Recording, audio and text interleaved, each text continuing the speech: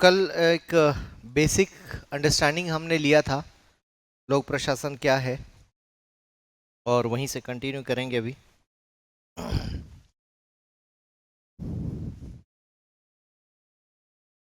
कोई आज डे 1 तो नहीं है? सभी कल आए थे ना? हाँ ठीक है। अच्छा, कल नहीं आए थे? कहाँ चले गए थे? ओके,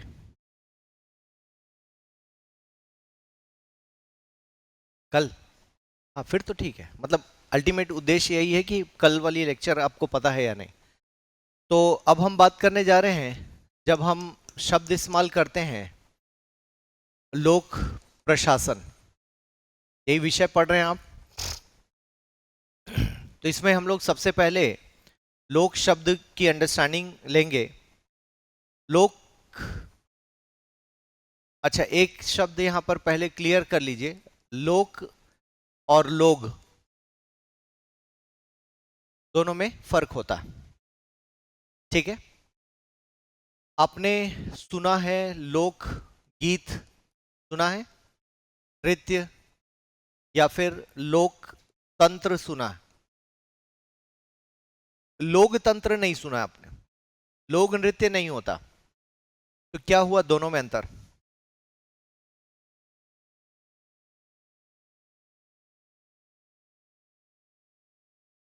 सोशियो में पढ़ा है आप लोगों ने, मुझसे भूल गए हैं आप लोग? बोलिए।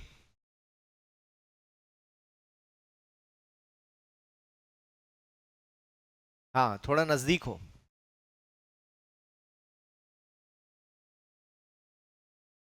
हाँ वेरी गुड। विशेष क्षेत्र से अर्थ होता है लोक शब्द का, ठीक है ना?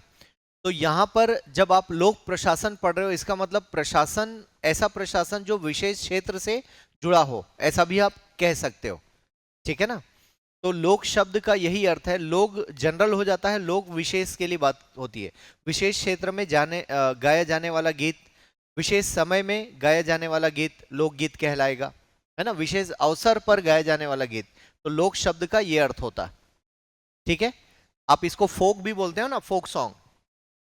तो फोक मतलब हिंदी में हम ऐसे समझ रहे हैं, फोक भी वही है, एक पर्टिकुलर एरिया में पर्टिकुलर टाइम पे पर्टिकुलर अवसर पर गाया जाने वाला गीत, ठीक है? तो ऐसे ही लोकतंत्र को जब देखोगे तो किसी एक विशेष क्षेत्र में पाया जाने वाला तंत्र, लोगों के द्वारा बनाया गया तंत्र लोकतंत्र कहलाता है। ये लोग भी हो सकता था, लोकतंत्र भी हो सकता था, लेकिन हमने इसको लोक शब्द के साथ जोड़ा हिंदी में। तो लोक के अपने मायने हैं, विशेष क्षेत्र, लोक का अर्थ विशेष क्षेत्र, ठीक है? अब यहां पर आप देखोगे लोक, तो लोक में जो आम जनता है उसका सेंस निकल कर आता है, और सरकार से जुड़ा हुआ कोई मुद्दा, और इसमें खुलापन ज्यादा होगा। जब भी हम लोक शब्द का अर्थ निकालेंगे तो ये जनता से जुड़ा हुआ मामला है, सरकार से जुड़ा हुआ मामला है, और खुलेपन के साथ जुड़ा हुआ मामला होता है, ठीक है ना? और प्रशासन में क्या है? प्रधन शासन, क्लियर है? इसको अंग्रेजी के शब्द से समझा जाए, अंग्रेजी का शब्द हमारे पास एडमिनिस्ट्रेशन है ना, इसको हम बोलते हैं एडमिनिस्ट्रेशन अंग्रेजी में। तो ये बना है एड प्लस मिनिस्ट्रेटर, एड प्लस मिनिस्ट्रेटर से मिलके बना है, और इसका मतलब होता है टू सर्व, या सेवा प्रदान करना।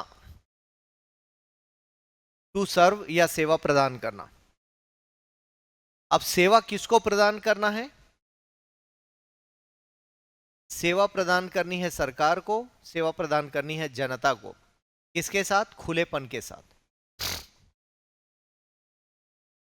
ठीक है?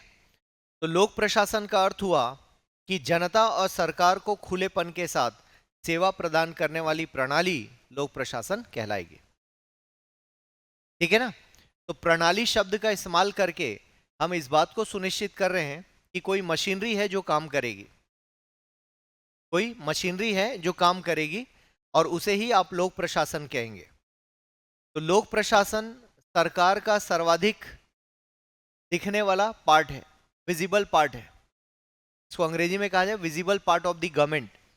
तो दिखता कैसे है, जैसे आप घड़ी चौक जाओगे तो ट्रैफिक वाले खड़े होंगे, तो वो प्रशासन का हिस्सा है, तो वो दिखाई दे रहे हैं।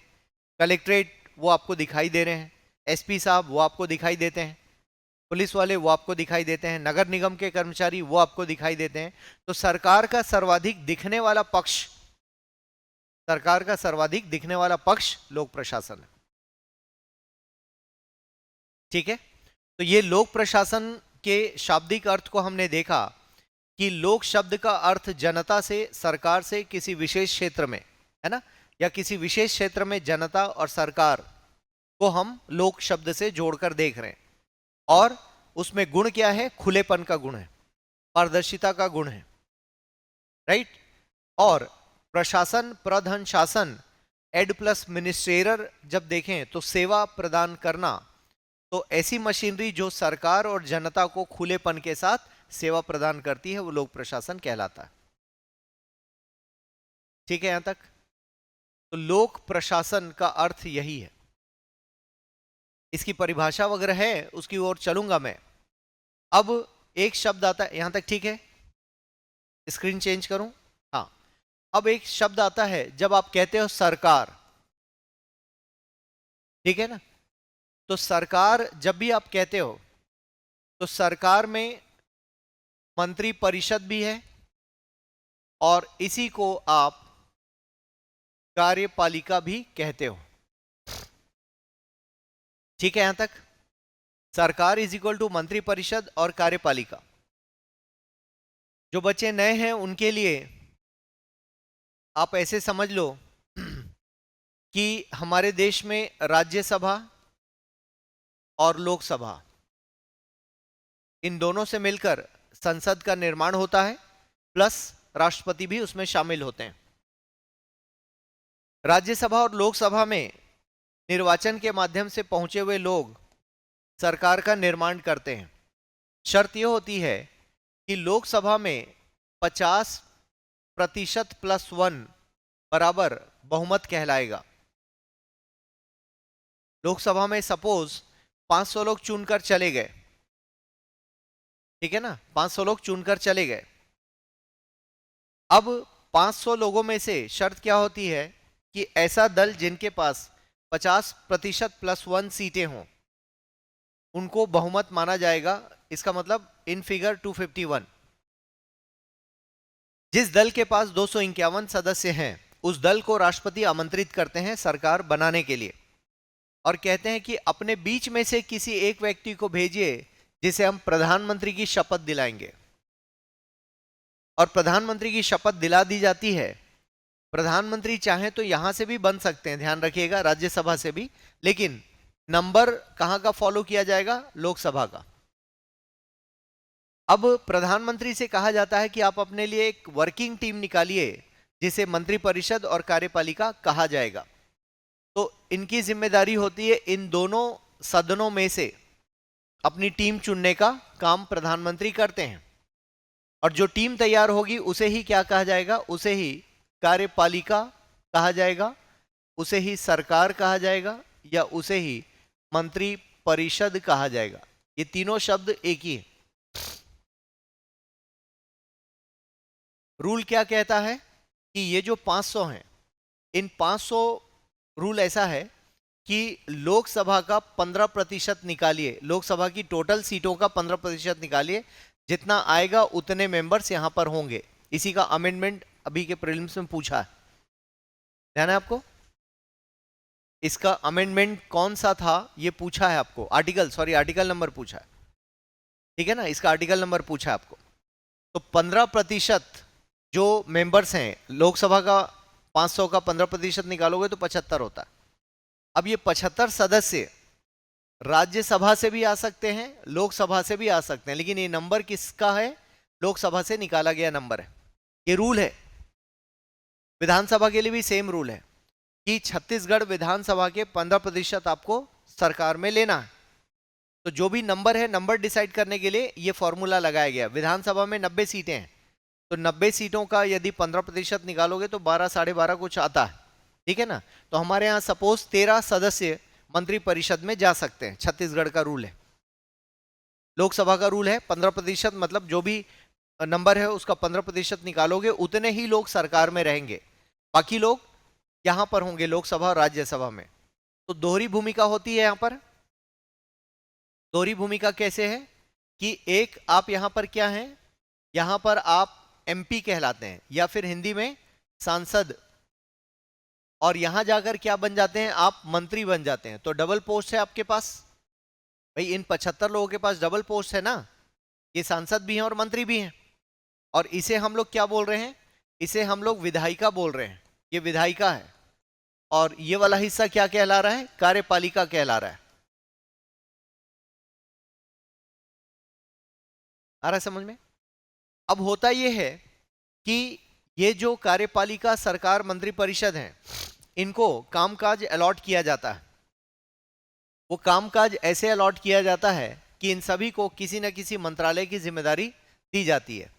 तो जो सर्वाधिक सीनियर हैं उनको हम लोग कैबिनेट मंत्री का दर्जा देते हैं। जो थोड़े जूनियर होते हैं उनको हम लोग क्या बोलते हैं, स्वतंत्र प्रभार वाले मंत्री। और जो बिल्कुल जूनियर होते हैं उनको राज्य मंत्री कहा जाता है। तो एक तरह से ये आपको इस तरह की हायरार्की नजर आती है, ठीक है ना। इसी डायग्राम का ये वाला रूप है, ठीक है। तो जब भी आप सुनते हो कैबिनेट मंत्री, तो वो सब लोग नहीं होते, उन 75 में से सेलेक्टेड लोग होंगे जो कैबिनेट मंत्री। अब इन कैबिनेट मंत्री का रोल क्या है उसको देखिए। मान लो कैबिनेट मंत्री 1, कैबिनेट मंत्री 2, कैबिनेट मंत्री 3 ऐसा ले लेते हैं।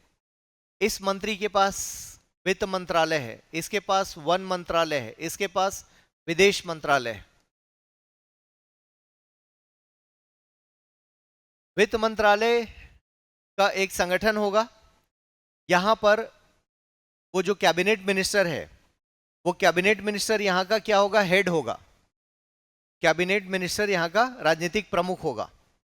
इसके नीचे कौन काम करेगा, इसके नीचे आईएएस काम करेंगे और भी अन्य अधिकारी काम करेंगे।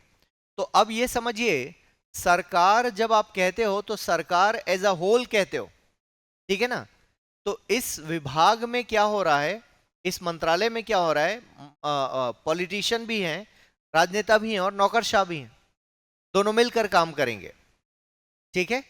तो ये मैंने आपको इसलिए समझाया कि सरकार क्या होती है उसको समझना है आपको। तो सरकार, कार्यपालिका और मंत्रिपरिषद तीनों एक ही शब्द हैं, तीनों का अर्थ एक ही होता है। तो लोक प्रशासन किसके अधीन काम करता है, सरकार के अधीन। तो यहां पर सरकार बराबर क्या हुआ, राजनेता जो निर्वाचित हैं, राजनेता या मंत्री, ठीक है, प्लस नौकरशाह, दोनों को मिलाकर सरकार बोला जाएगा। क्लियर हो रहा है। लेकिन ये जो नौकरशाह है, इसको अलग से आप देखोगे, नौकरशाह किसका पार्ट है, लोक प्रशासन का पार्ट है। तो आप पूछ सकते हो कि सर लोक प्रशासन का पार्ट राजनेता नहीं आते, तो राजनेताओं को नहीं रखा जाता। लोक प्रशासन में सामान्यतः कौन आते हैं, अपॉइंटेड मंत्री, नियुक्त, सॉरी मंत्री कह रहा हूं, अपॉइंटेड ऑफिसर्स, आप लोग लोक प्रशासन का हिस्सा है। तो लोक प्रशासन सरकार का हिस्सा है, लेकिन लोक प्रशासन बराबर सरकार नहीं है। प्रशासन में कौन आ रहे हैं, नौकरशाह केवल आ रहे हैं, है ना। तो सरकार ज्यादा बड़ा शब्द हुआ लोक प्रशासन से। इज इट क्लियर, ठीक है। यहां पर लिख देता हूं मैं, यहां पर जब हम सरकार कह रहे हैं तो इसमें मंत्री जी हैं प्लस अधिकारी हैं, और अधिकारी किसका पार्ट है, लोक प्रशासन का पार्ट है। इस तरह से लोक प्रशासन भी सरकार के दायरे में है, ठीक है। तो इसे आप एक और शब्द के साथ पढ़ते हो, शासन। गाड़ियों में क्या लिखा रहता है, शासन के कार्य के लिए, ऐसा लिखा रहता है गाड़ियों में, तो शासन लिखा रहता है। और इनको आप क्या बोलते हो, प्रशासन। तो कभी भी नहीं पढ़ोगे प्रशासन के लिए गाड़ी, हमेशा शासन के लिए लिखा रहता है, क्योंकि शासन इज इक्वल टू गवर्नमेंट। शासन का की अंग्रेजी सरकार मतलब गवर्नमेंट है, ऑन गवर्नमेंट सर्विस अंग्रेजी में, तो यही गवर्नमेंट है। ये सारे शब्द समझा रहा हूं ताकि आपका कंफ्यूजन खत्म हो जाए। कुछ स्पष्ट हो पा रहा है? कोई डाउट? समझ में आ गया सभी को? हाँ, डाउट है तो पूछेंगे आप, क्योंकि ये सब छोटे छोटे शब्द हैं और इनको नहीं पकड़ पाएंगे तो आपको चैलेंज आएगा बाद में।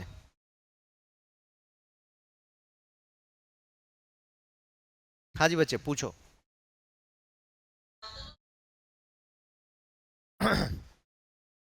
जो अंतर सरकार और लोक प्रशासन में है वही अंतर शासन और प्रशासन में है। शासन बच्चे बड़ा स्ट्रक्चर है। जब हम शासन कह रहे हैं तो शासन में सरकार को कह रहा हूं, और सरकार में कौन आ रहे हैं? निर्वाचित नेता, या इन्हीं को मंत्री लिख देते हैं, प्लस कौन आ जाएंगे? प्लस अधिकारी, अधिकारी गण। ठीक है?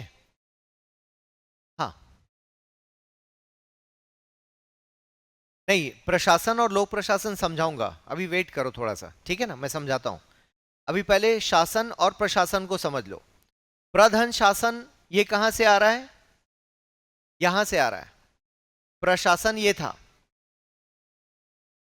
क्लियर है? मतलब लोक प्रशासन की जब हम बात कर रहे हैं तो यही था लोक प्रशासन। अब मैं क्या बोल रहा हूं, मैंने आपको क्या समझाया? अब मैंने आपको यह समझाया कि जब शासन गवर्नमेंट की बात करते हो तो ये एक बड़ा सर्कल है जिसमें मंत्री भी आ जाते हैं और अधिकारी भी आ जाते हैं। ठीक है? अधिकारी भी आ जाते हैं, लेकिन अधिकारी गण किसका हिस्सा है? लोक प्रशासन का हिस्सा है। इसलिए ये शासन है और ये प्रशासन है। तुलसी, कुछ समझ पा रहे हैं? प्रशासन में सिर्फ नियुक्ति प्राप्त अधिकारी होंगे, यहां नेतागण नहीं होंगे। ठीक है? लेकिन जब शासन बोलोगे तो उसमें निर्वाचित नेता और ये भी आ जाएंगे, सारे लोग आ जाएंगे। इनफैक्ट लेबर वेबर सब लोग आ जाते हैं सरकार के दायरे में। जो भी सरकार के लिए काम कर रहे हैं वो सरकार या शासन में आ जाते हैं। ड्राइवर है वो भी शासन के दायरे में आ जाता है, वो भी सरकारी आदमी। प्यून है वो भी सरकारी आदमी। इसलिए सरकार एक बड़ा स्वरूप है, बड़ी संरचना है, उसके दायरे में निर्वाचित नेता, मंत्री या अधिकारीगण भी आ जाते हैं। ठीक? कोई डाउट? हाँ, ये सब अपनी कॉपी में बना लेना ताकि आप भूलो ना इन चीजों को। तो हम लोग बात कर रहे थे लोक प्रशासन की, और यहां पर मैंने बताया कि सरकार का गठन कैसे होता है। तो लोकसभा राज्यसभा में जो भी मेंबर चुनकर आते हैं, तो सबसे पहले लोकसभा से हम लोग डिसाइड करते हैं कि सरकार में बनने के लिए बहुमत कितना चाहिए। तो लोकसभा से सरकार का निर्माण होता है, और लोकसभा के बहुमत को 50% +1 करके देखा जाता है, और ऐसा नंबर जिस भी दल के पास होगा वो दल को सरकार बनाने के लिए आमंत्रित किया जाएगा। उस दल का व्यक्ति प्रधानमंत्री की शपथ लेगा, और प्रधानमंत्री बनते ही वो अपने लिए टीम मेंबर निकालते हैं।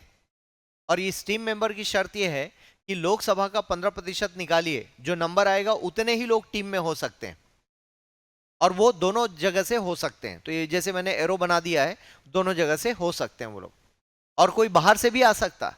यदि किसी व्यक्ति को बाहर से लाना है तो बाहर से भी, बाहर का मतलब जो इन दोनों सदनों का हिस्सा ना हो उसे भी ला सकते हो, लेकिन अधिकतम 6 महीने के लिए। 6 महीने के बाद की शर्त यह है कि 6 महीने के अंदर अंदर उसको किसी एक सदन में निर्वाचित होना होगा, या तो लोकसभा या राज्यसभा, तभी वो रह पाएगा, अन्यथा उसको बाहर होना होगा, इस्तीफा देना पड़ेगा। तो ये रूल 6 महीने के लिए है। तो 6 महीने के अंदर अंदर आपको किसी एक सदन का हिस्सा बनना पड़ेगा। जैसे मैं अक्सर एग्जांपल देता हूं यहां पर कि एक दिन का जो नायक था, है ना, अनिल कपूर वाली एक मूवी थी, तो उसको मुख्यमंत्री बना दिया जाता है एक दिन के लिए।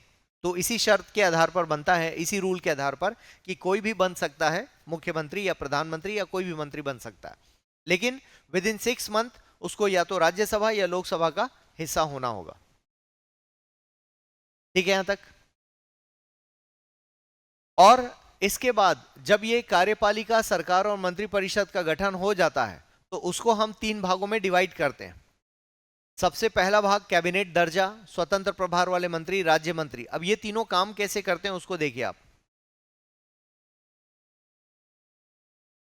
इन तीनों की संरचना, सबसे पहले प्रधानमंत्री ऊपर, इसके बाद यहां पर कैबिनेट, और कैबिनेट को असिस्ट करने के लिए राज्य मंत्री होते हैं। कैबिनेट को असिस्ट करने के लिए, इनकी सहायता करने के लिए, और यहां पर स्वतंत्र प्रभार वाले मंत्री होंगे। ये डायरेक्ट कैबिनेट प्रधानमंत्री को रिपोर्ट करते हैं। तो आप देखोगे राज्य मंत्री का काम क्या है, ये इसका सहयोगी है कैबिनेट मंत्री का। और स्वतंत्र प्रभार का मतलब ये स्वतंत्र किससे है, कैबिनेट से स्वतंत्र है। तो कैबिनेट दर्जा सबको नहीं दिया जाता, चयनित मंत्रियों को दिया जाता है। जो हमारे देश के महत्वपूर्ण काम है वो कैबिनेट्स को दिए जाते हैं, कैबिनेट मंत्रियों को दिए जाते हैं, सबको नहीं दिए जाते हैं। ठीक ठीक है, इस तरह से आप देख पाते हैं इनका वर्किंग ऐसा आपको दिखाई देता है। लेकिन ये क्लियर है आपको? ठीक है, तो अभी मैं यही समझा रहा था कि ये जो कैबिनेट मंत्री हैं इनको स्वतंत्र रूप से एक मंत्रालय संभालना होता है। जैसे वित्त मंत्री है, अब वित्त मंत्री अपने वित्त मंत्रालय के प्रमुख हैं, राजनीतिक प्रमुख हैं, उनके नीचे ब्यूरोक्रेट्स होंगे। तो आप हर जगह शामिल होते हैं, तो वो लोक प्रशासन का ही हिस्सा है। ब्यूरोक्रेट लोक प्रशासन का हिस्सा है, और मंत्रीगण सरकार का हिस्सा है। तो सरकार में दोनों आ जाते हैं, लोक प्रशासन प्लस नेताजी दोनों आ जाते हैं। कुछ समझ पा रहे हैं? ठीक है, आगे बढ़ते हैं। तो इस तरह से हमने लोक प्रशासन को परिभाषित किया। अब एक और शब्द आप समझिए, जैसे मैं बोलूं प्रबंधक, प्रबंधक की अंग्रेजी क्या होती है? मैनेजर। ठीक है, मैनेजर है, और यहां पर हम बात करते हैं कलेक्टर है। अब ये मान लो इसको मैं बात करूं, ये प्राइवेट क्षेत्र से या निजी क्षेत्र से है। ठीक है, और ये सरकारी क्षेत्र से।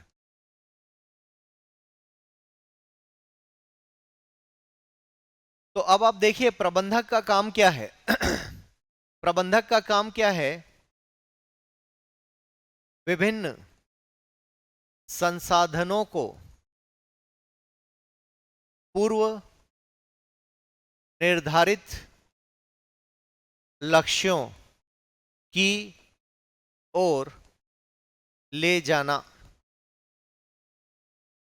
विभिन्न संसाधनों को पूर्व निर्धारित लक्ष्यों की ओर ले जाना। कलेक्टर का काम क्या है? कलेक्टर का काम भी सेम है, संसाधनों की सहायता से लक्ष्यों को प्राप्त करना।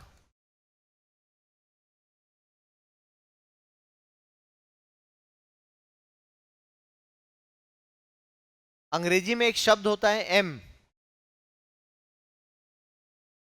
लेटर है। अब इस एम के आधार पर आप देखोगे मनी, मशीन, फिर मेथड पद्धति, मटेरियल, फिर आपका मैन पावर, और लास्ट में मार्केट। ये एम के ऐसे अर्थ लगाए जाते हैं। इसकी हिंदी भी हो सकती है लेकिन अंग्रेजी में जल्दी समझ में आएगा। ऑनलाइन वाले बच्चों को दिख रहा है, समझ में आ रहा है? विनोद? हाँ, गुड। तो डिफरेंट एम्स का मतलब क्या हुआ? Money, machine, method, material, man power और मार्केट। और भी कुछ याद आ जाए तो लिखा जा सकता है, कोई रूल नहीं है। अब देखो ये क्या है, ये सब संसाधन है। ये जो संसाधन लिखा है ना, यही संसाधन है। इन सभी संसाधनों को प्रबंधक क्या करता है, लक्ष्यों की ओर, जो लक्ष्य आपके निर्धारित हुए हैं वहां लेकर जाता है। वो प्रबंधक का काम यही होता है, ठीक है। जैसे किसी मॉल में आप गए, वहां के प्रबंधक का काम क्या होगा कि मॉल की भीड़ को मैनेज करना, साफ सफाई हो रही है या नहीं उसको देखना, बिजली पानी चालू है या नहीं उसको देखना, प्रॉपर पार्किंग हो रही है या नहीं। तो उनके संसाधनों को ही वो दिन भर देखता रहता है, उसका काम यही है। लक्ष्य क्या है कि जो शॉपिंग करने आ रहे हैं मॉल में, उनको शांतिपूर्वक बढ़िया सुविधा के साथ शॉपिंग करने में आसानी हो, तभी तो लोग ज्यादा शॉपिंग करेंगे। लक्ष्य क्या है, ज्यादा से ज्यादा लोग वहां शॉपिंग करने आए, ये उनका लक्ष्य है। अब उस लक्ष्य की प्राप्ति के लिए उसको जो भी ड्यूटी दी जाती है उसको पूरा करना ही उस प्रबंधक का काम है। बात है इस एकेडमी के प्रबंधक का काम क्या हो सकता है कि भाई यहाँ का उद्देश्य है बच्चों का एडमिशन लेना, फिर उनको पढ़ाना, उनको एग्जाम पास करने में मदद करना। अब इसके लिए जो भी काम है वो सब करवाना पड़ेगा यहाँ पे, ये डेली रूटीन में यही काम होते हैं। अब आप आओगे, चेयर गंदी मिलेगी और आपको खुद ही रोज साफ करना है तो आपको मजा ही नहीं आएगा। तो चेयर साफ सुथरी मिलनी चाहिए, रोज झाड़ू पोछा 2 बार होना चाहिए, तब तो आप आओगे और सीधे आकर बैठोगे कि हाँ साफ चेयर है। धूल रहेगी तो कहाँ बैठोगे आप। तो ये प्रबंधक का काम है रोज देखना, ये उसकी ड्यूटी है। अब सेम चीज कलेक्टर के पास चलते हैं, तो कलेक्टर का भी काम वही तो दिख रहा है कि जिले को संचालित करना। अब उसका उद्देश्य क्या है कि जो जिला है उसमें जो भी कल्याणकारी कार्यक्रम है उनको लागू करना, लोगों का विकास करना, शहर का विकास करना। वो अपने जिला के लिए रिस्पॉन्सिबल है, तो वो जिले पर फोकस करता है। उसको पता है मेरा जिला आगे बढ़ेगा तो देश भी आगे बढ़ेगा, जिला आगे बढ़ेगा तो देश भी आगे बढ़ेगा, तो वो जिले पर फोकस है और जिले के हिसाब से वो काम को संभालता, ठीक है। लेकिन अब इसके पास भी संसाधन है, वो संसाधन क्या है, सरकारी संसाधन है। जैसे इसके पास डिप्टी कलेक्टर है, नायब तहसीलदार है, पटवारी है, सरपंच है, बहुत दुनिया भर के लोग हैं। इन सभी संसाधनों को वो भी सेम प्रयास करता है और पूर्व निर्धारित लक्ष्य की ओर सबको लेकर आगे बढ़ता है। इनके पास भी गाड़ियां हैं, इनके पास भी पैसा है, इनके पास भी मजदूर है, इनके पास भी सेम चीज है। होगा ऐसा? तो दोनों में अंतर क्या हुआ? हाँ हाँ, वेरी गुड। ये सरकार के अधीन है, ये सरकार के अधीन नहीं है। ऐसे देखोगे तो सभी सरकार के अधीन आते हैं। भाई मार्केट में बिना नियम के कानून, बिना कानून के आप काम नहीं कर सकते ना, सामान नहीं बेच सकते। जैसे पाथा इस एकेडमी को भी टैक्स पे करना पड़ता है, प्रॉपर्टी टैक्स जमा करना पड़ता है, सब करना पड़ता है। क्यों? क्योंकि आप हैं तो देश के अंदर, लेकिन रोजमर्रा के जीवन में कलेक्टर और इसमें क्या अंतर है, ये प्योर शुद्ध रूप में राजनीतिक वातावरण में काम करते हैं और ये गैर राजनीतिक वातावरण में काम करते हैं। एक प्राइवेट कंपनी का ओनर, मैनेजर, उसको मतलब ही नहीं कि नेता कौन आ रहा है नहीं आ रहा है, कलेक्टर कौन है, क्योंकि रोजमर्रा जो उसका काम है वो पूरा करेगा। और यहां रोजमर्रा का काम है वो पूरा करेगा, लेकिन यहां पर नियम कानून ज्यादा है, यहां पर सरकारी जिम्मेदारी ज्यादा है और आप कुछ भी गलती करते हो तो वो कानून के हिसाब से गलती करते हो, ठीक है। तो यहां पर बड़ा दायरा क्या है कि दिन भर आपको कानून का पालन करना है। अब ऐसा नहीं कि ये कानून का पालन किए बिना काम कर लेंगे, लेकिन कानून की स्पष्टता आपके पास ज्यादा है, आप उसको लेकर ज्यादा बेहतर ढंग से काम करते हैं। तो एक तरह से क्या हो गया, ये इसको यदि मैं यहां से बाउंड्री खींच दूं तो ये क्या हुआ, ये सार्वजनिक या लोक प्रशासन हुआ और इसको हम निजी प्रशासन बोल सकते हैं।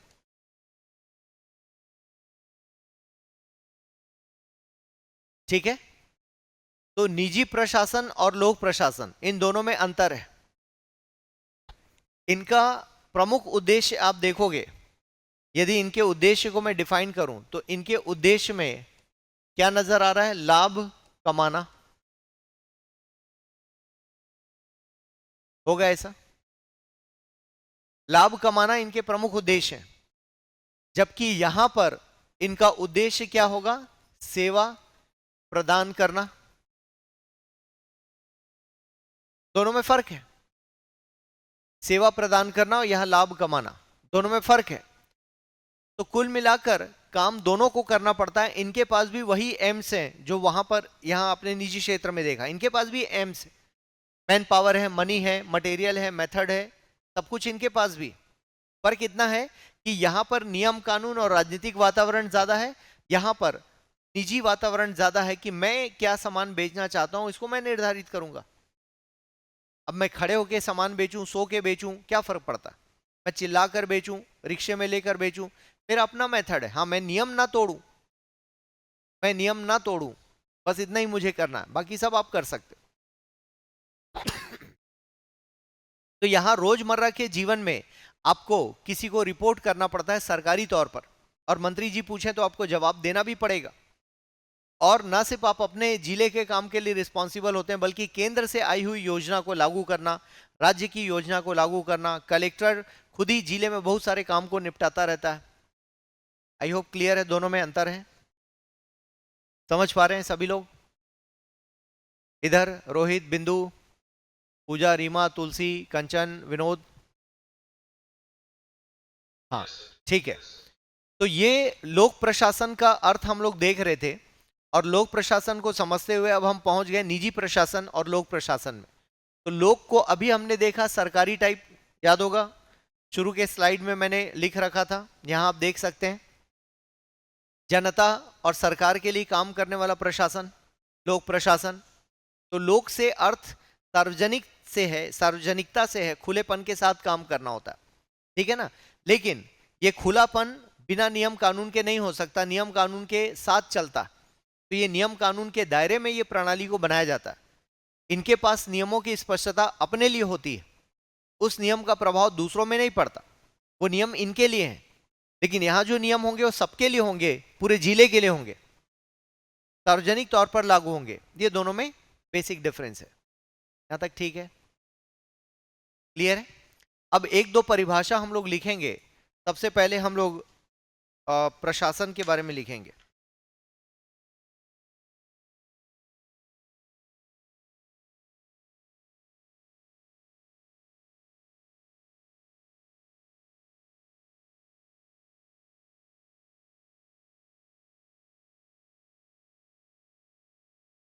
हाँ, उसको अलग अलग इस रूप में मानते हैं कि प्रशासन बोलने पर सामान्य काम आ जाता है, जैसे ये भी प्रशासन का हिस्सा,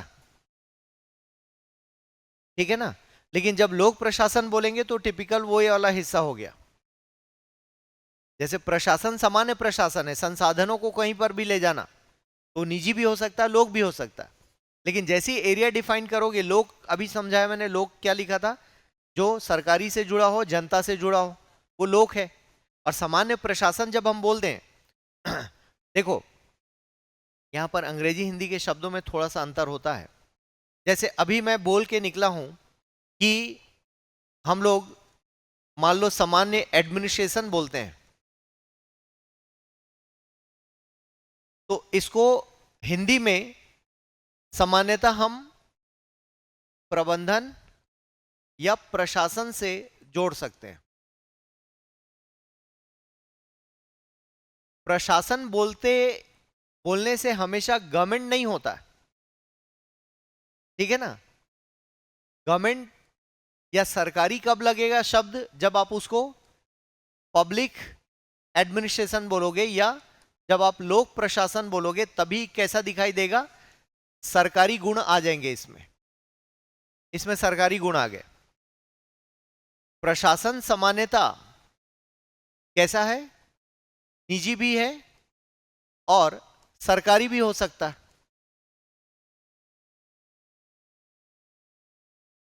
आ रहा समझ में?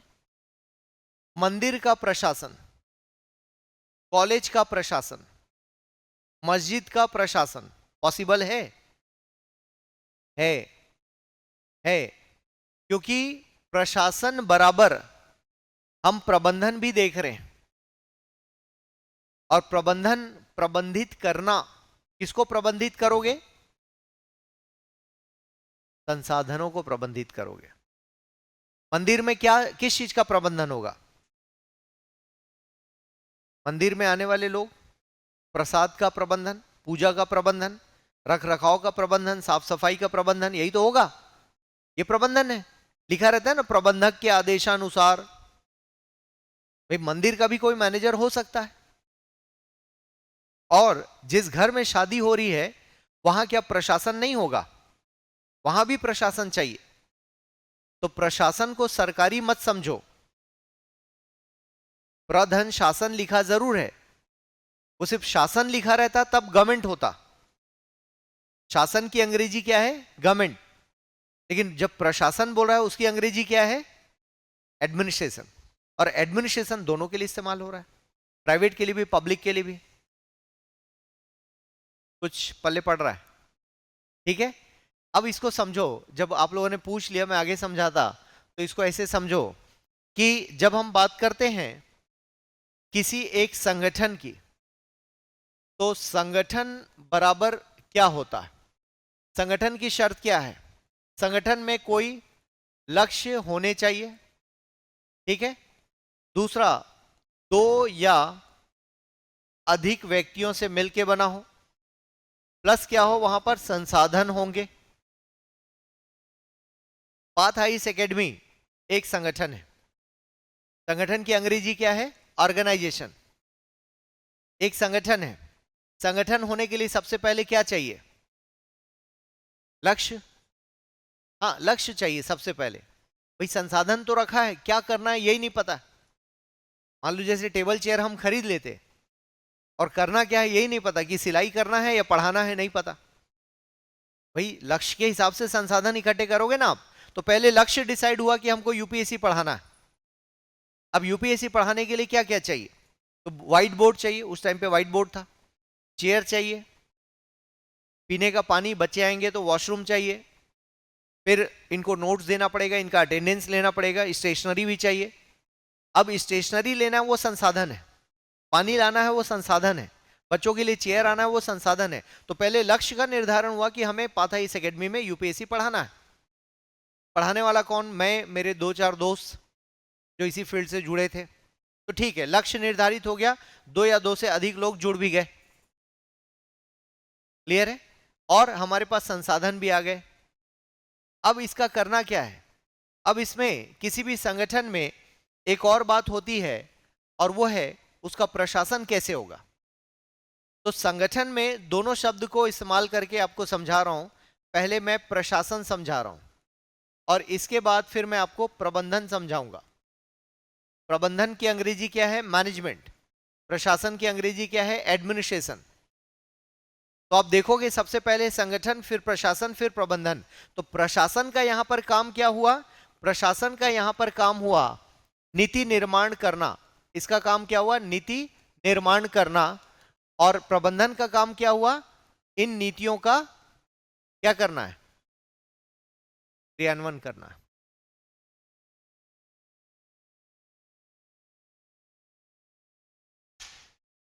कोई डाउट ऑनलाइन में? समझ पा रहे हैं?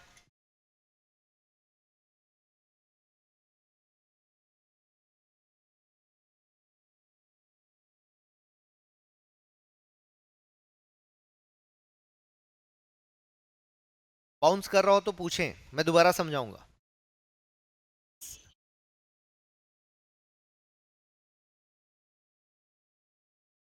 हाँ, किसी विशेष लक्ष्य की प्राप्ति के लिए कोई भी किया गया काम प्रबंधन के दायरे में आएगा, है ना।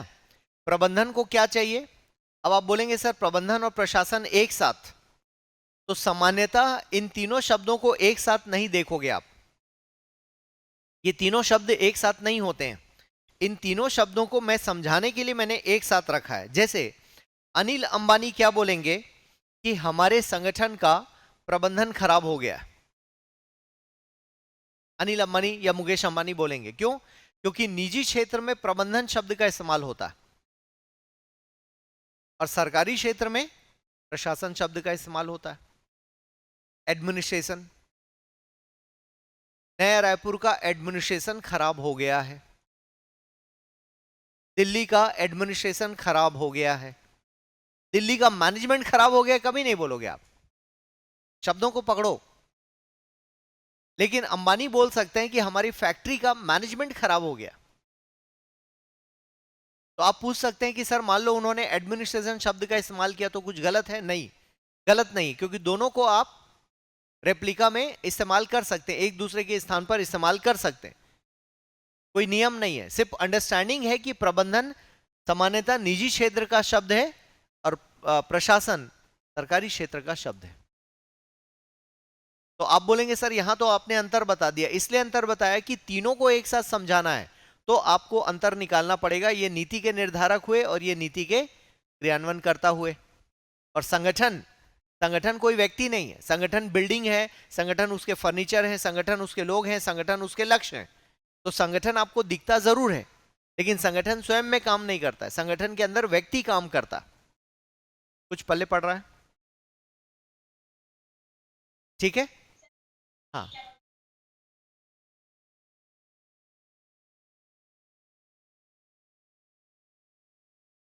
हाँ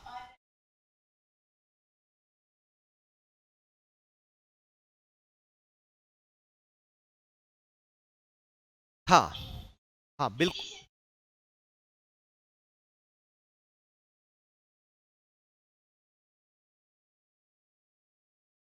हाँ बिल्कुल कह सकते हो। प्रबंधन शब्द का सामान्यतः इस्तेमाल निजी क्षेत्र में हुआ, प्रशासन शब्द का इस्तेमाल सामान्यतः सरकारी क्षेत्र में हुआ। अदरवाइज दोनों का मीनिंग आप देखोगे तो लगभग सेम है। अभी प्रशासन को जब आप नेताजी के नीचे रखोगे, राज्य के नीचे, तो प्रशासन का काम क्या है?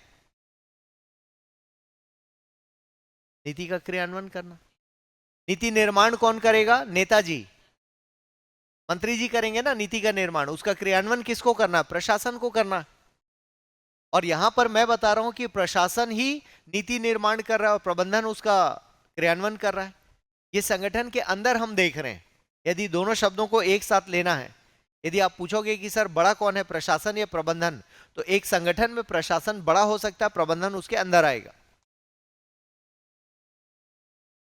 यदि दोनों को एक साथ देखना है, सामान्यतः दोनों को एक साथ नहीं देखा जा सकता, क्योंकि एक साथ करने का मतलब है कंफ्यूजन क्रिएट करना। आप जब प्रबंधन बोलते हैं तो प्रबंधन के लिए शब्द कैसे इस्तेमाल होता है, इसको ऐसे समझो, top management, middle management, lower management, ऐसे बोलते हैं ना, top management, middle management, lower management. ये अंबानी की फैक्ट्री में इस तरह की बात होती है। तो समझ पाए? आ रहा है समझ में? ठीक है, तो अब देखो ये शब्दों का खेल है। अब वापस समझिए इस चीज को। अभी मैं समझा रहा था आपको कि प्रशासन, एडमिनिस्ट्रेशन या प्रबंधन, दोनों आप बोल दोगे तो गलत नहीं है।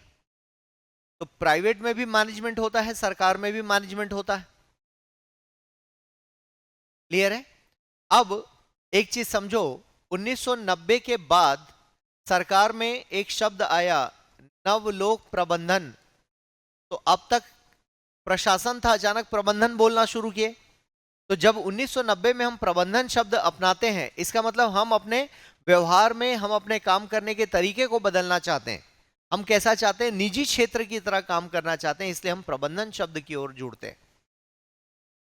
हम निजी क्षेत्र के जैसा काम करना चाहते हैं, इसलिए हम प्रबंधन शब्द से अटैच होते हैं, प्रबंधन शब्द को इस्तेमाल करते हैं। क्लियर हो रहा है? ठीक है, तो इस आधार पर आप देखोगे प्रबंधन और प्रशासन में एज सच कोई बहुत डिफरेंस नहीं है। फर्क इतना है, क्योंकि हम इसको पब्लिक एडमिनिस्ट्रेशन, इसी को पब्लिक मैनेजमेंट भी पढ़ते तो गलत नहीं होता। इस विषय का नाम पब्लिक मैनेजमेंट भी रखा जा सकता है, लेकिन मैनेजमेंट बोलते ही एक छोटा सा अर्थ निकलता है। वो अर्थ यहां पर आप देख रहे हो, प्रबंधन करना। और प्रबंधन की मानसिकता क्या है? कि उस जगह को चलाना और मैनेज करना। मंदिर का प्रबंधन, तो आशीर्वाद आप दोगे या भगवान देंगे? आपका काम क्या है? उस आशीर्वाद को प्रबंधित करना, उस आशीर्वाद लेने के काम को प्रबंधित करना, भक्तों को मंदिर में वहां तक पहुंचाना, फिर उनको बाहर निकाल देना, प्रसाद लेकर नमस्ते। यही काम है प्रबंधन का। लेकिन प्रबंधन से बड़ा प्रशासन रहेगा, हमेशा यह ध्यान रखना। प्रशासन का काम क्या है? प्रशासन के काम में थोड़ा सा वृहद है। प्रशासन नीति का निर्माता भी है और उसका क्रियान्वयन करता भी है, जबकि प्रबंधन में ज्यादातर क्या है, क्रियान्वयन है। ठीक है, दोनों में अंतर इस रूप में देखा जा सकता है। स्पष्ट है? तो कुल मिलाकर हमने संगठन को समझा कि संगठन लक्ष्य होगा, यहां पर दो या अधिक से लोग मिलेंगे और संसाधन होंगे। इन सभी संसाधनों को लेकर पूर्व निर्धारित लक्ष्यों की ओर बढ़ने का काम किसका है, प्रबंधन का। और प्रबंधन उन लक्ष्यों को कहां से प्राप्त करेगा, प्रशासन से प्राप्त करेगा, क्योंकि प्रशासन का यहां पर रोल लक्ष्यों को निर्धारित करना है और प्रबंधन का काम है कि सामान को कैसे बेहतर ढंग से इस्तेमाल करना। ठीक है, एक कॉलेज का एग्जांपल लेते हैं। एक कॉलेज है जिसमें एक कंपनी ने ठेका लिया कि इस बिल्डिंग का मैनेजमेंट हम करेंगे, कॉलेज की बिल्डिंग का मैनेजमेंट हम करेंगे, लेकिन प्रशासन आप अपने पास रखो। इस बात का अर्थ क्या हुआ, इस बात का अर्थ यह हुआ कि प्रशासन में वो सारी चीजें आप अपने हिसाब से डील करो कि बच्चों का एडमिशन कैसे होगा, कौन क्या सब्जेक्ट पढ़ाएगा, इसको आप डील करो। हमारे पास सिर्फ प्रबंधन रहने दो। आपको क्लास चलाने के लिए जो भी चाहिए वो हमको बता दो, हम अरेंज कर देंगे। तो आपने बोला भैया व्हाइट बोर्ड साफ करके रखो, टेबल चेयर साफ करके रखो, पीने का पानी अरेंज करके रखो, बेल बजा दो टाइम पर, ये सब आपके प्रबंधन के काम है। प्रशासन का काम क्या हुआ कि कब कौन क्या सब्जेक्ट पढ़ाएगा इसको प्रशासन डिसाइड करेगा। टेस्ट सीरीज कब लेना है उसको प्रशासन डिसाइड करेगा, लेकिन टेस्ट सीरीज लेने में हेल्प कौन करेगा, प्रबंधन के लोग करेंगे, क्योंकि उनका काम क्या है, शुद्ध रूप में क्रियान्वयन करना। तो ये प्रबंधन के लोग काम करेंगे। कुछ क्लियर हुआ? ठीक है, बढ़ूं आगे यहां से। ठीक है, तो अभी तक हमने बेसिक बेसिक शब्दों को समझा है कि इन शब्दों का अर्थ क्या होता है। अब इसमें लिखेंगे हम लोग, सबसे पहले प्रशासन को लिखिए।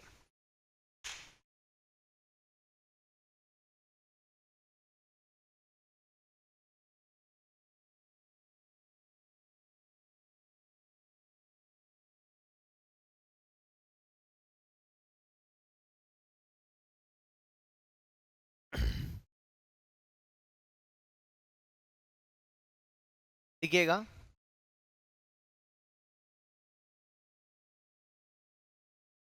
प्रशासन का अर्थ संगठन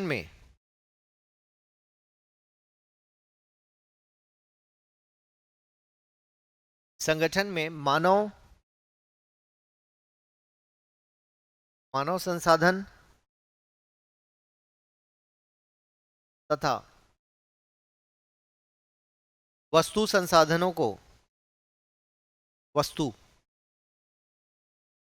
क्योंकि मानव लिखे इसीलिए वस्तु संसाधन, वस्तु संसाधनों को लेकर किसी किसी पूर्व निर्धारित लक्ष्यों की ओर बढ़ना।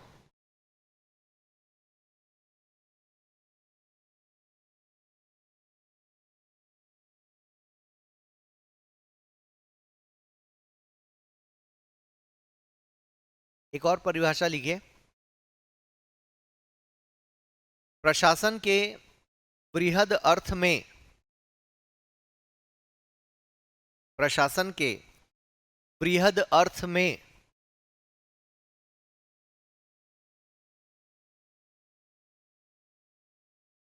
बृहद अर्थ में किसी समूह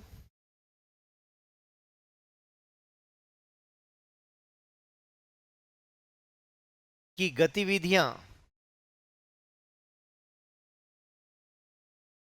किसी लक्ष्य की प्राप्ति के लिए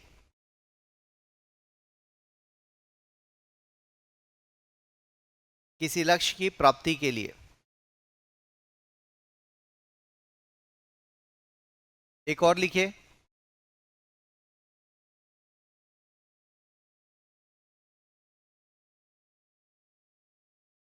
प्रशासन की कला, प्रशासन की कला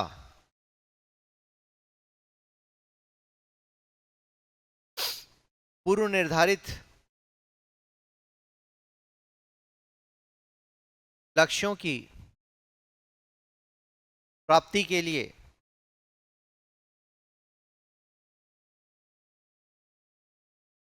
संसाधनों को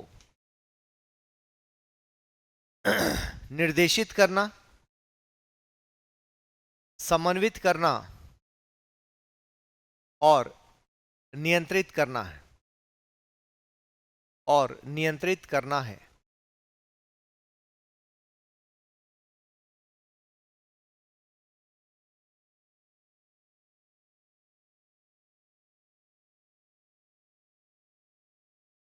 सब में कॉमन क्या निकल कर आ रहा है कि सब में पूर्व निर्धारित लक्ष्य हैं, सब में संसाधन है। ठीक है, अब हम लोग चलते हैं, पैरा चेंज करके लिखिएगा, उसी में लिखेंगे, पैरा चेंज करके लिखे। प्रशासन एक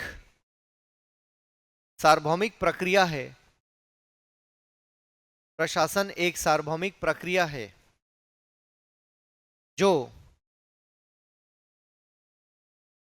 प्रत्येक संस्थान में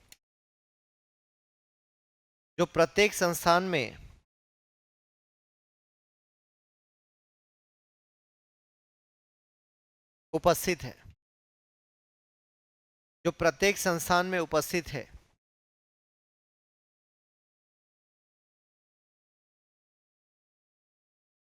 फुल स्टॉप देकर लिखिए। जिस प्रकार की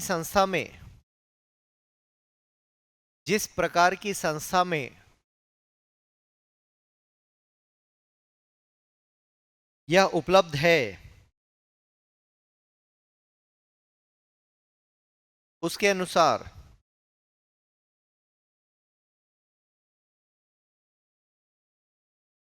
इसे निजी प्रशासन या लोक प्रशासन कह दिया जाता है।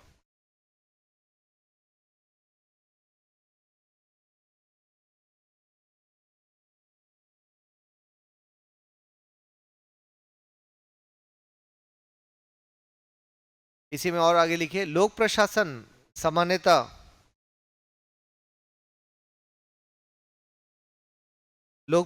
सामान्यतः सरकारी प्रणाली में कार्य करते हैं, जबकि निजी प्रशासन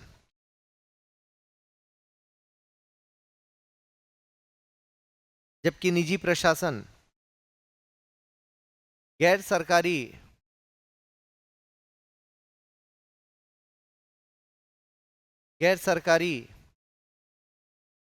प्रणाली में अथवा व्यावसायिक उपक्रमों में कार्य करते हैं।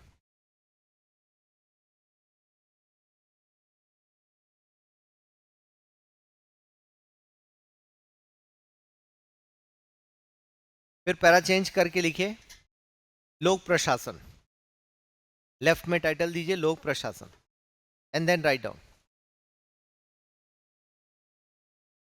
देखिए, लोक प्रशासन को बृहद आधार पर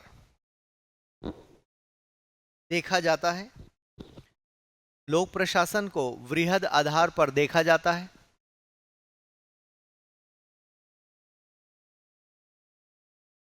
यह सामान्यतः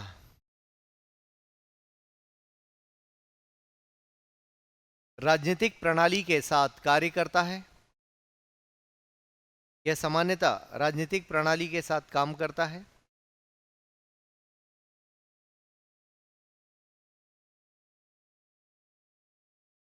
और इसकी राजनीतिक जवाबदेहिता भी होती है।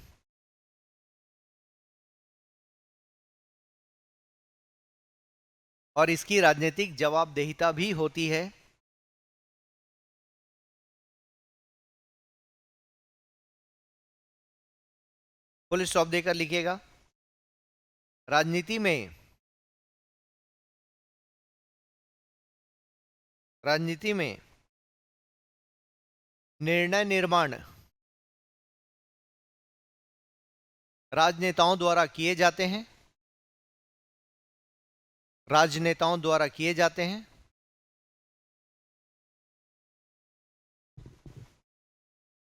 जबकि क्रियान्वयन का कार्य,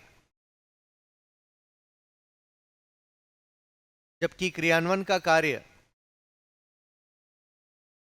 लोक प्रशासन पर निर्भर होता है।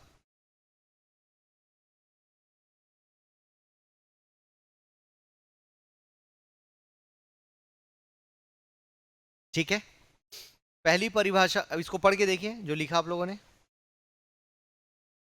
कहीं नहीं समझ में आ रहा है तो बताइए।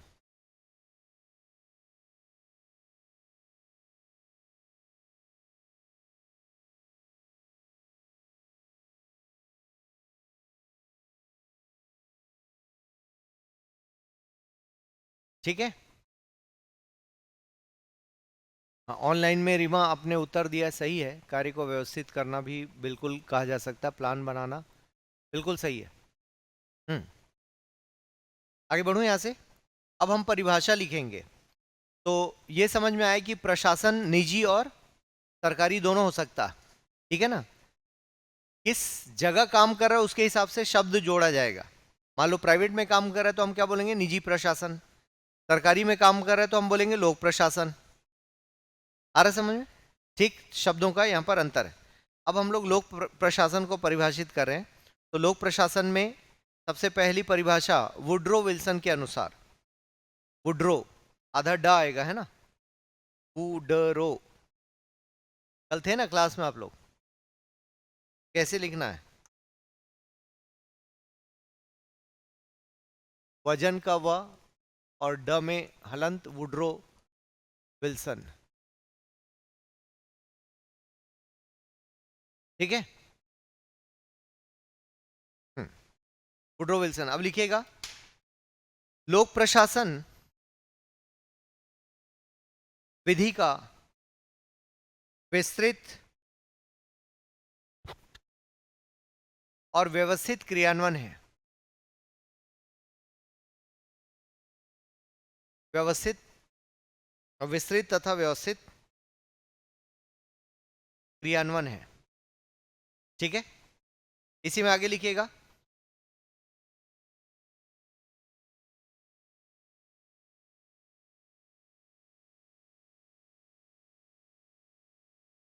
विधि का प्रत्येक क्रियान्वयन, विधि का प्रत्येक क्रियान्वयन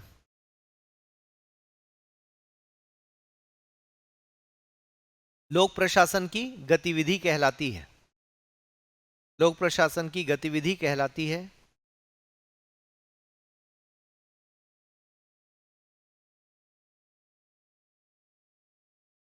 लिख लिए, आगे लिखिएगा, यह सरकार का क्रियाशील अंग होता है। यह सरकार का क्रियाशील अंग होता है।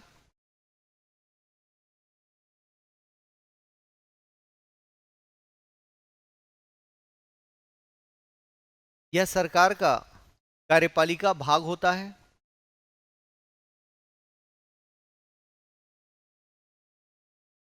और सरकार का सर्वाधिक दिखने वाला अंग होता है। यह सरकार का सर्वाधिक दिखने वाला अंग होता है। दिखने शब्द का इसलिए इस्तेमाल किया क्योंकि विजिबिलिटी में क्या है, क्रियान्वयन कौन कर रहा है सामने, तो प्रशासन कर रहा होता। ठीक है ना, तो ये विल्सन के अनुसार परिभाषा थी। अब इस परिभाषा को कोई समझाना चाहेगा मुझे, क्या बोला गया है?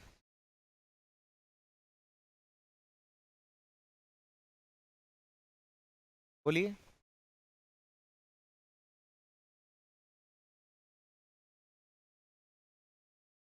बोलिए, बोलिए। पहली पहली जो लाइन लिखे उसका अर्थ क्या है?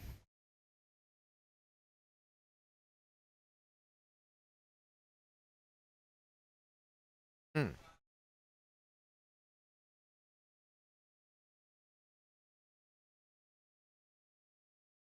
इसका मतलब ये बोला जा रहा है कि प्रत्येक कार्य, ठीक है, किसके द्वारा? सरकारी मशीनरी के द्वारा किया गया प्रत्येक कार्य क्या है? विधि का क्रियान्वयन। यही बोला है,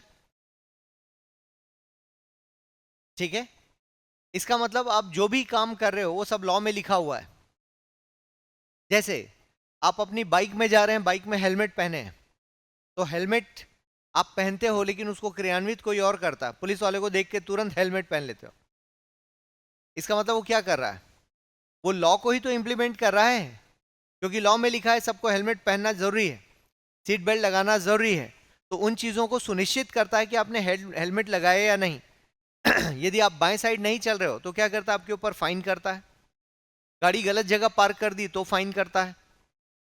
रोड में बाएं नहीं चले तो वो फाइन करता है। तो वो पूरे टाइम का क्या कर रहा है कि वो विधि का क्रियान्वयन ही तो कर रहा है, और वो विधि के विरुद्ध जा ही नहीं सकता, अपने मन से कोई काम नहीं कर सकता, अनावश्यक किसी की गाड़ी को रोककर तोड़फोड़ नहीं कर सकता। वो जांच कर सकता, और जांच कहां लिखा है? विधि में लिखा हुआ है।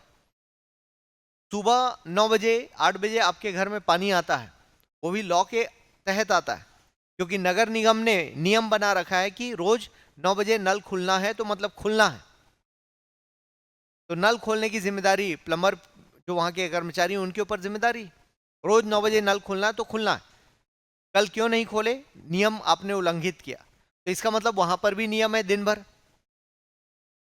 तो विधि का क्रियान्वयन ही बेसिकली लोक प्रशासन है, ऐसा वुडरो विल्सन समझा रहे हैं।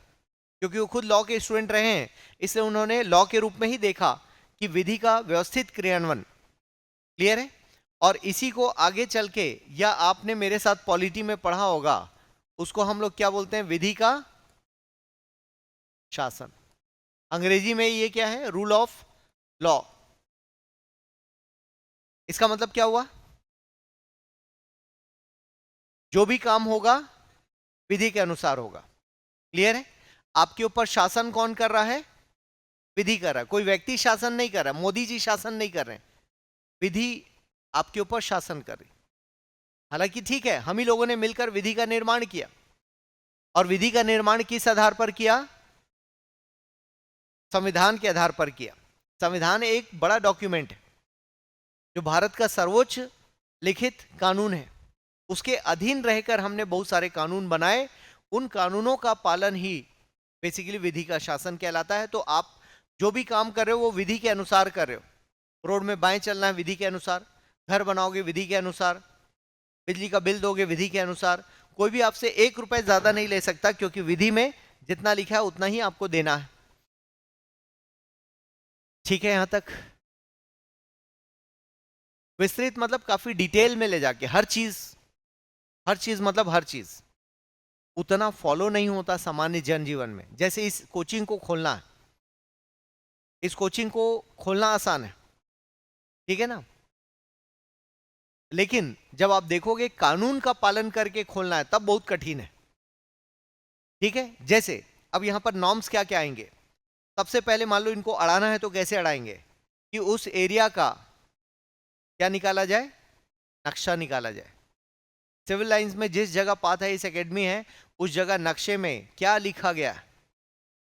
तो नक्शा किसका होगा? शहर का नक्शा। उसको हम क्या बोलते हैं? Town planning. तो टाउन प्लानिंग निकाला जाएगा कि सिविल लाइन के इस एरिया में कोचिंग अलाउड है या नहीं है, नंबर 1। तो पता चला कि मॉडल मैप में तो अलाउड ही नहीं है, इलीगल हो गया। वो पहले ऑब्जेक्शन डाल देगा कि आप खोल ही नहीं सकते। दूसरा ऑब्जेक्शन कि बच्चे जहां बैठ रहे हैं वहां 2 दरवाजे हैं या नहीं, आग लगी तो भागना, फायर एक्सटिंग्विशर है या नहीं, जहां पर ये कोचिंग खुल रही वहां पार्किंग बाधित तो नहीं है, रोड बाधित तो नहीं है। हम बाधित कर रहे हैं तो बिल्कुल कोचिंग अलाउड नहीं है। आ रहा समझ में? ठीक है? ये लोग कोई शोरगुल तो नहीं करेंगे, बगल वाले लोगों को डिस्टर्बेंस तो नहीं होगी, नियम से चल रहा है या नहीं, कोई हिरासमेंट तो नहीं होता। समझ में आ रहा है? ऐसे बहुत सारे फैक्टर्स हैं जिसको चेक किया जाएगा, और यदि इन सबको ईमानदारी से लागू किया जाए तो कोचिंग खुल ही नहीं सकती, है ना। कोचिंग खुल ही नहीं सकती। इनफैक्ट बहुत सारे काम धंधे नहीं खुल सकेंगे भारत जैसे देश में, क्योंकि हमारी सारी चीजें स्ट्रीमलाइन नहीं है, मतलब एक दिशा में नहीं चलती हैं, पहले से कोई कानून नहीं है। और मजे की बात, कोचिंग इंडस्ट्री के लिए कोई कानून नहीं है एज सच। अभी दिल्ली में फंसे ना 3 बच्चे बेसमेंट में, उसके बाद सरकार को होश आया कि अरे कोचिंग उद्योग के लिए तो कोई कानून ही नहीं, अलग से होना चाहिए ना कानून। इतने सारे कोचिंग इंडस्ट्री, बच्चों की कोचिंग, बड़ों की कोचिंग, सब तरह की कोचिंग है, तो कानून होना तो चाहिए। एनीवेज, तो आप देखोगे सारा काम कानून के दायरे में हो रहा है, और इनफैक्ट आप देश में रह रहे हो तो कानून के कारण आप देश में रह रहे हो, नहीं तो आप रह नहीं पाओगे। आप, ये बात अलग है, रोज आपके घर अगर कोई पूछता नहीं भाई साहब कानून का पालन कर रहे हो या नहीं, आप बाय डिफॉल्ट कर रहे हैं तभी तो आप रह रहे हो।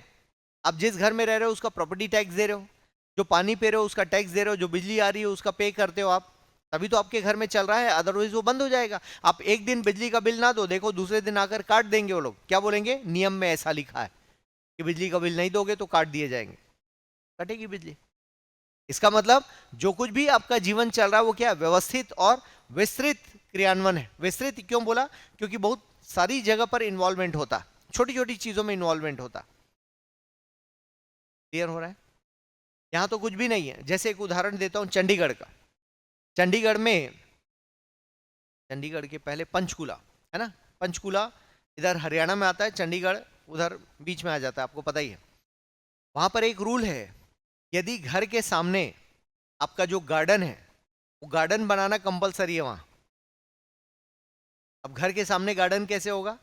मान लो आपके घर का दरवाजा यहां पर है, ठीक है ना, तो इतना पोर्शन, मान लो ये रोड है, ये सड़क है, तो इतने पोर्शन में आपको गार्डन बनाना है, इतने पोर्शन में। इसको आप खुला नहीं छोड़ सकते, खाली नहीं छोड़ सकते। यहाँ से पैदल आने जाने का रास्ता है, सर्विस रोड, यहाँ आपके घर की बाउंड्री का मेन गेट, इतना पोर्शन आप गार्डन बनाओगे, और सब घर में इतना ही साइज का बनेगा, छोटा बड़ा नहीं कर सकते। आ रहा है समझ में? ऐसा क्यों रूल रखा? शहर खूबसूरत दिखाई दे, और ये गार्डन मेंटेन होना चाहिए। आप बोलोगे मेरा घर है मैं कैसे भी रखूं, तो वहां रूल बनाया था पहले ही, जब घर बने उसके पहले साइन कराया प्लॉट लेने के पहले कि इतना पोर्शन गार्डन के लिए छोड़ना है, और वो ग्रीन भी होना चाहिए। नहीं है, नहीं कर पाओगे तो छोड़ दो, मकान मत लो यार, रूल था। समझ में? और यदि गंदा है तो फाइन होगा आपके ऊपर, क्योंकि चाहते हैं एक जैसा दिखे, सारे घर अच्छे दिखे, डेकोरेटिव दिखे, तो लोग करते हैं। वहां जाओगे तो गार्डन के ऊपर बहुत खर्च है। जब रूल ही बन गया तो खर्च करो भाई ढंग से, आदमी ढंग से खर्च करता है। आ रहा है समझ में? ठीक है, इस तरह का सिस्टम आपको दिखाई देगा। तो एनीवेज, तो बेसिकली आप देख पाते हो कि अभी बात हो रही थी विधि के शासन की, तो सरकारी काम में सारा कुछ विधि का शासन ही है। अब आप घर से यहां तक आए तो किन किन विधियों का पालन करते हुए आप आए? सबसे पहले बिना हेलमेट आ गए, विधि का पालन नहीं किया, आए ना सब लोग। एक आध दो आप लोग एक्सेप्शन हो सकते हैं, गर्ल्स में तो कोई नहीं पहन के आती, नहीं पहनते ना, आपका सिर लोहे का थोड़ी ना बना है, आपको ही पहनना चाहिए। तो पहला कानून आपने तोड़ दिया। दूसरा, लाइसेंस की कॉपी मोबाइल में, सॉफ्ट कॉपी में, या डिजी लॉकर में, या हार्ड कॉपी में होना चाहिए। सबके पास है? नहीं है, देखो सर नहीं बोल रही हैं, तो दूसरा कानून तोड़ दिया आपने। आ रहा समझ में? गाड़ी को आपको पीयूसी सर्टिफिकेट मिलना चाहिए, पॉल्यूशन अंडर कंट्रोल, वो सबकी बाइक में है? नहीं है, कुछ के में होगा कुछ के में नहीं है। तीसरा रूल तोड़ दिया आपने। चौथा रूल, कहीं पर रॉन्ग साइड तो नहीं चले हैं, चले हैं तो कैमरा देख रहा होगा आपको, और वो कैमरा दो दो चीज पकड़ता है, गाड़ी का नंबर भी पकड़ता है और पीछे कौन बैठा है उसको भी पकड़ता है, तो मुसीबत भी है वो, है ना। उन लोगों के लिए मुसीबत है जो घर में धूल झोंक कर किसी और को बैठा कर ले जा रहे हैं रोज, है ना। तो पता चला वो लेटर पहुंच गया पिताजी के पास फोटो सहित। पिताजी ने कहा ये बाइक तुम्हारी समझ में आ रहा, तुम ही चला रहे हो, ये भी समझ आ रहा, पीछे कौन बैठी है, तो वो भी पकड़ में आ गए, तो कानून तोड़ा घर का। ठीक, तो आप देखोगे घर से यहां तक कानून ही तो है जो चल रहा है, सब कुछ कानून के दायरे में, कुछ भी कानून के बाहर नहीं। इसीलिए चूंकि वुड्रो विल्सन खुद विधि के स्टूडेंट रहे, लॉ के स्टूडेंट रहे, इसीलिए उन्होंने ऐसी परिभाषा दी जिसमें कानून का प्रावधान ज्यादा दिखता है। और वाकई देखा जाए तो यही तो काम आप दिन भर करते हो। एक लोक प्रशासक या पब्लिक एडमिनिस्ट्रेटर क्या करता है, पूरे टाइम लोक प्रशासन का कानून का क्रियान्वयन ही करता है। उसके पास जो भी है, जैसे वो बोला कि रायपुर के सिविल लाइंस में नाली खुदवाना है, तो नाली कहां से खोद लेगा जब तक बजट में उसको पैसा नहीं मिलेगा। और बजट एक कानून है, तो कानून का ही तो क्रियान्वयन कर रहा है वो। आ रहा है समझ में? वो किसी प्रोग्राम को लॉन्च करता है तो प्रोग्राम भी कानून के दायरे में। आई होप क्लियर हो रहा है लोक प्रशासन क्या है। ठीक है, तो ये पहली परिभाषा हम लोगों ने लिखा। आगे लिखिए,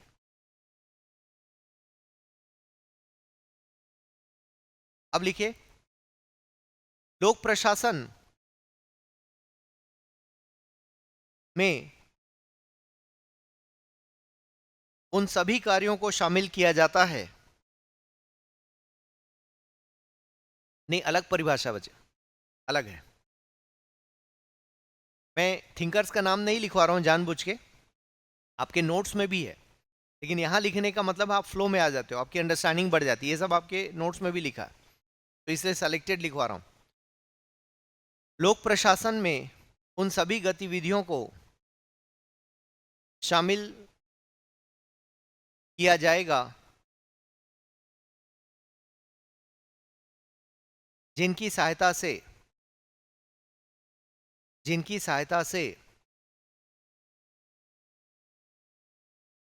लोक नीति का क्रियान्वयन किया जाएगा, जिनकी सहायता से लोक नीति का क्रियान्वयन किया जाएगा।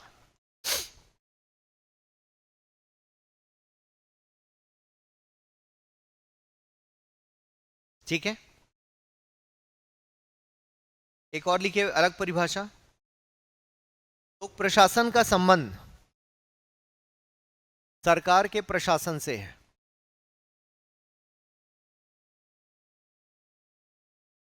लोक प्रशासन का संबंध सरकार के प्रशासन से है।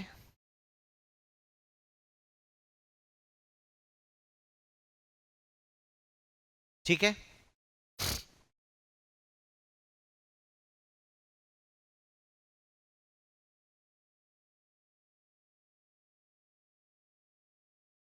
कोई डाउट यहां तक? तो ये दो तीन परिभाषाओं में हमने स्पष्ट करने की कोशिश की कि लोक प्रशासन क्या है, प्रशासन क्या है और लोक प्रशासन क्या है। ठीक है, स्पष्ट है यहां तक? अब यहीं पर हम लोग निजी प्रशासन और लोक प्रशासन के अंतर को भी स्पष्ट करेंगे।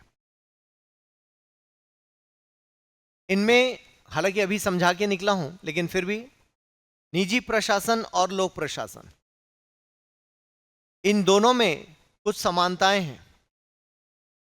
जैसे समानताएं क्या हैं कि दोनों जगह पर, दोनों में संसाधन उपलब्ध हैं। ठीक है, दोनों में लक्ष्य होंगे, दोनों में लेखांकन का कार्य होगा, दोनों में भर्ती का काम होगा, दोनों में वित्त प्रबंधन का काम होगा। ये सारे काम होंगे दोनों में। ये सिमिलैरिटी है, दोनों में समानताएं हैं। हाँ जी बच्चे, हाँ जी, लेखांकन, अकाउंटिंग।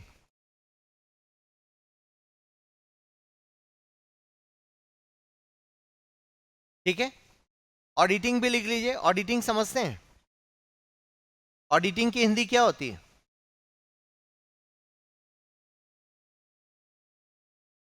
अंकेक्षण। ठीक है, दोनों में ये काम होते हैं।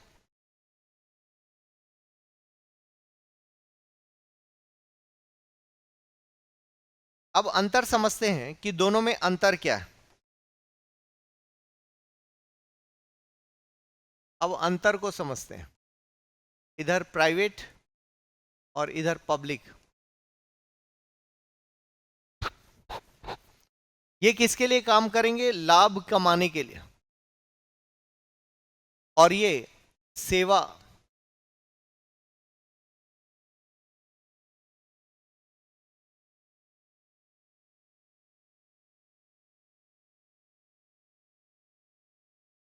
ये राजनीतिक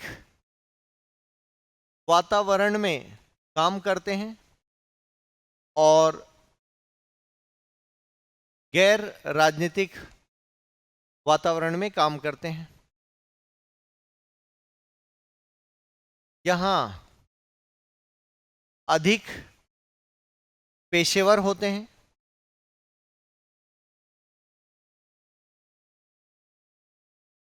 ये अधिक कल्याणकारी होते हैं।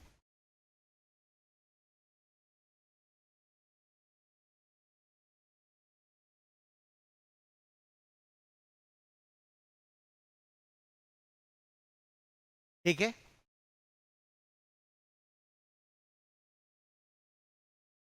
परिणाम उन्मुखी होंगे और ये प्रक्रिया उन्मुखी होंगे।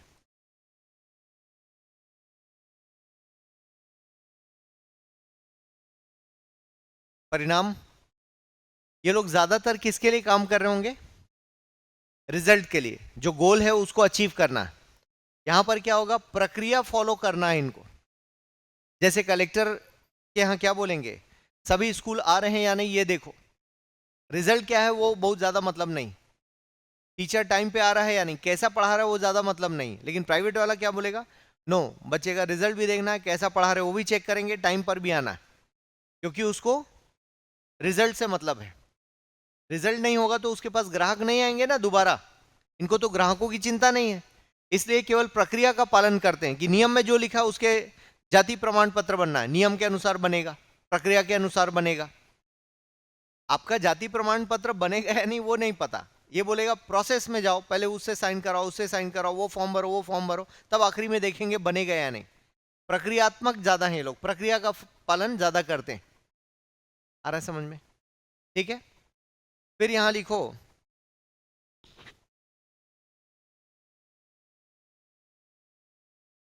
प्राइवेट में वित्तीय अनुशासन अधिक और यहां पर वित्तीय अनुशासन कम, क्योंकि बिल अनाप शनाप उठता है। मोदी जी 2015 में रायपुर आए थे तो 20 लाख रुपए का बिल बना था फूलों का, है ना? करप्शन, फूल माला का बिल तैयार हुआ था 20 लाख रुपए। 20 लाख रुपए का फूल मतलब समझ रहे हैं? एक आदमी के आने के लिए 20 लाख रुपए का फूल कहाँ लगाए होंगे नहीं पता, कोई कान में लगाया हो, कोई सिर में लगाया हो, तो ऐसे करप्शन होता है। तो खैर, वित्तीय अनुशासन इधर कम है, इधर ज्यादा है। ठीक है, ये हमेशा नवाचार उन्मुख होते हैं और ये परंपरागत मॉडल पे काम करते हैं। ये हमेशा नयापन कुछ लेकर आएंगे।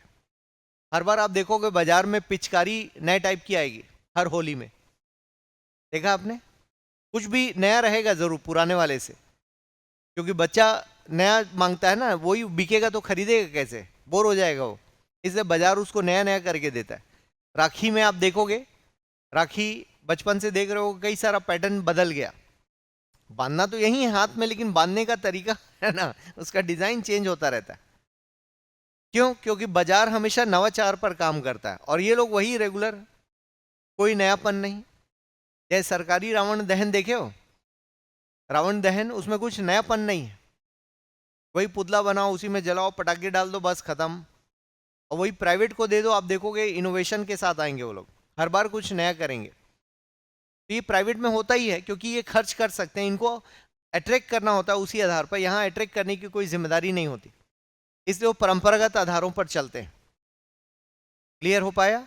और सबसे बड़ा अंतर क्या है, ये हमेशा ध्यान रखना, सबसे बड़ा अंतर राजनीतिक वातावरण का। अब यदि इसी को मैं देखूं कि अब मामला थोड़ा सा चेंज हुआ है, वो चेंज कैसे हुआ है कि प्राइवेट और पब्लिक में कुछ चीजें कॉमन हुई हैं। जैसे सेवा का काम इधर का था ना, पब्लिक का, अब ये लोग भी CSR के माध्यम से सेवा देने लगे हैं। CSR क्या है? Corporate social responsibility. लिख लीजिए। एक टाइटल दे सकते हैं आप यहां पर, वर्तमान में बदलाव, ऐसा टाइटल दीजिए, वर्तमान में बदलाव, वर्तमान में बदलाव। और वो बदलाव कैसे हैं कि जो लोक प्रशासन का लक्ष्य था अब वो इधर चला गया, वो इधर का इधर आ गया, मतलब दोनों एक दूसरे के लक्ष्य को पकड़ने लगे। जैसे हम इनको मानते थे सेवा के लिए काम नहीं करेंगे, लेकिन अब लोग सेवा के लिए भी काम करते हैं CSR के माध्यम से, कॉर्पोरेट सोशल रिस्पॉन्सिबिलिटी, ठीक है, या कॉर्पोरेट सामाजिक उत्तरदायित्व भी कहा जाता है हिंदी में, लेकिन आप सोशल रिस्पॉन्सिबिलिटी लिखना ज्यादा अच्छा है। इसका अर्थ क्या होता है पहले इसे समझ लो। इसका अर्थ होता है कि प्रत्येक बड़ी कंपनी को एक निश्चित लाभ के बाद उनके पूरे टर्नओवर का, टर्नओवर मतलब कितना पैसा आया गया, जैसे 500 करोड़ पैसा आया तो 500 करोड़ का 2% उनको CSR फंड में खर्च करना, कल्याणकारी योजनाओं के लिए खर्च करना। वो खर्च हालांकि वो लोग अपने मन से नहीं करते हैं, कलेक्टर से पूछते हैं कि साहब कहाँ खर्च करना बता दीजिए, क्योंकि वो आदेश होता है, कलेक्टर के बिना वो लोग खर्च नहीं कर सकते।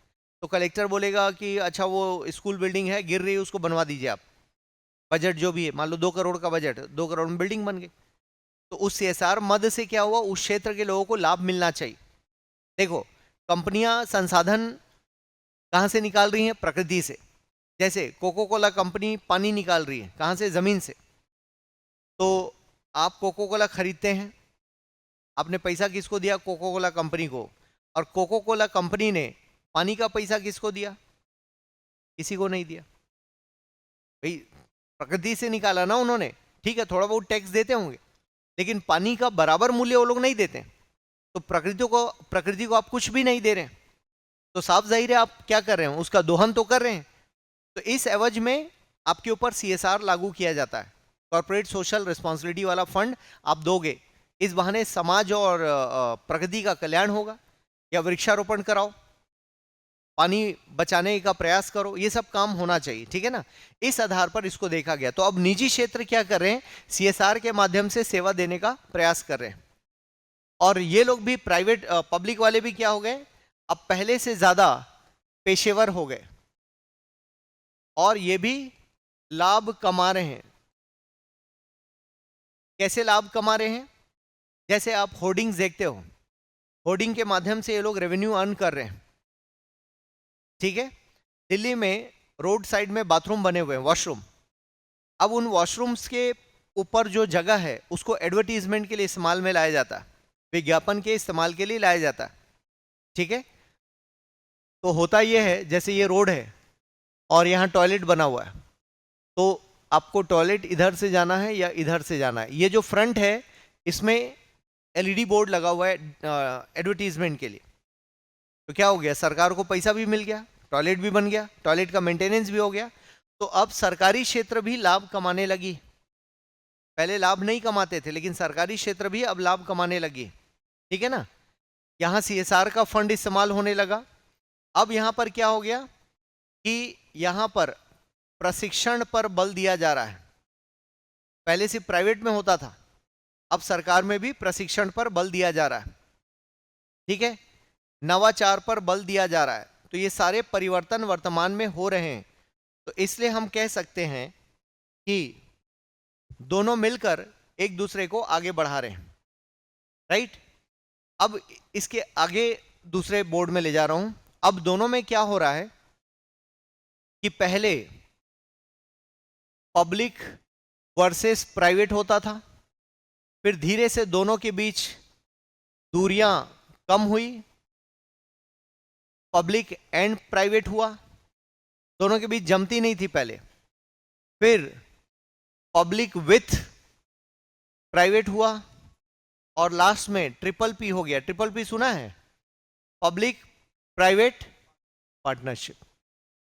ऐसे डायग्राम बना सकते हो एग्जाम में। विथ की हिंदी क्या है? के साथ, साथ इसकी हिंदी, और इसका, इसके लिए हिंदी बनाम, तो अभी वर्तमान संबंध इन दोनों का ट्रिपल पी के साथ है, पब्लिक प्राइवेट पार्टनरशिप।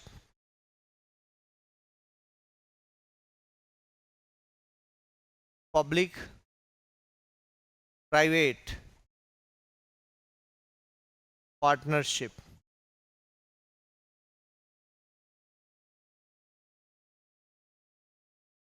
ठीक है, पब्लिक प्राइवेट पार्टनरशिप। तो दोनों के बीच जो दूरियां थी वो धीरे धीरे कम हो गई। तो अंत में यही लिखोगे आप, मान लो ऐसा क्वेश्चन आया, तो वर्तमान परिदृश्य कैसा है कि दोनों के बीच मधुर संबंध है। अब क्या हो रहा है कि पब्लिक क्या डिसाइड करता है, क्या करना है, और ये लोग क्या डिसाइड करते हैं, कैसे करना है।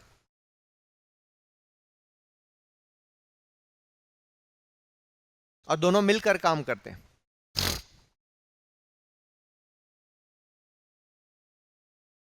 क्या करना है और कैसे करना है, दोनों मिलकर काम करते हैं।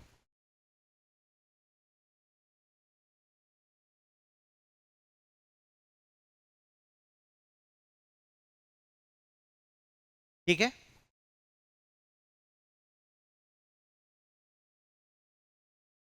और 1990 से आगे दोनों की भागीदारिता देखने मिल रही है, दोनों मिलजुल कर काम कर रहे हैं।